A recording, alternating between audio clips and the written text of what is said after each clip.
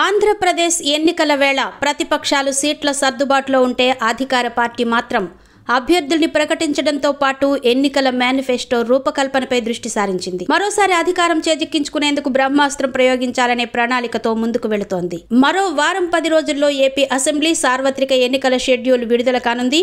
Why not 175 లక్ష్యంతో ముందుకెళ్తున్న YCP ఇప్పటికే వివిధ సామాజిక సమీకరణాల్ని పరిగణనలోకి తీసుకుంటూ అభ్యర్థుల్ని ప్రకటిస్తోంది. పెద్ద ఎత్తున సిట్టింగుల్ని మార్చేస్తోంది. ఇప్పటికే 20 మంది వరకు సీట్లు కోల్పోయిన పరిస్థితి. ఇక ప్రస్తుతం పార్టీ దృష్టంతా ఎన్నికల మేనిఫెస్టోపైనే ఉంది. 2019 ఎన్నికల్లో ఇచ్చిన హామీల్ని 95% అమలు చేశామని చెబుతున్న పార్టీ మరింత ఆకర్షణీయంగా 2024 ఎన్నికల మేనిఫెస్టో రూపకల్పన చేసేందుకు యోచిస్తోంది.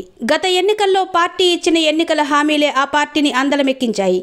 అందుకే ఈసారి అమల్లో ఉన్న పథకాలతో పాటు కొత్తగా మరికొన్ని పథకాలు చేర్చవచ్చని తెలుస్తోంది.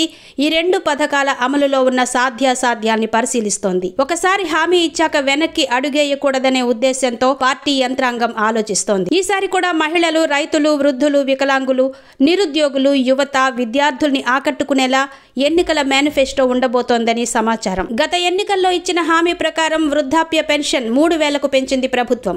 ఈసారి ఆ పెన్షన్ను 4,000 చేసే హామీ ఇవ్వనుందని సమాచారం.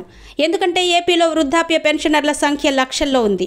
ఇక రాష్ట్రంలోని 70 లక్షల మంది రైతాంగానికి మేలు జరిగేలా 2014 ఎన్నికల్లో ఇవ్వని హామీని ఈసారి ఇచ్చేందుకు ఆలోచిస్తోంది. ఇక రాష్ట్రంలోని 70 లక్షల మంది రైతాంగానికి మేలు జరిగేలా 2014 ఎన్నికల్లో ఇవ్వని హామీని ఈసారి ఇచ్చేందుకు ఆలోచిస్తోంది. అదే రైతు రుణమాఫీ. ఈసారి అధికారంలోకి వస్తే రైతుల రుణాలు మాఫీ చేసే హామీ ప్రధానంగా ఉండవచ్చని తెలుస్తోంది.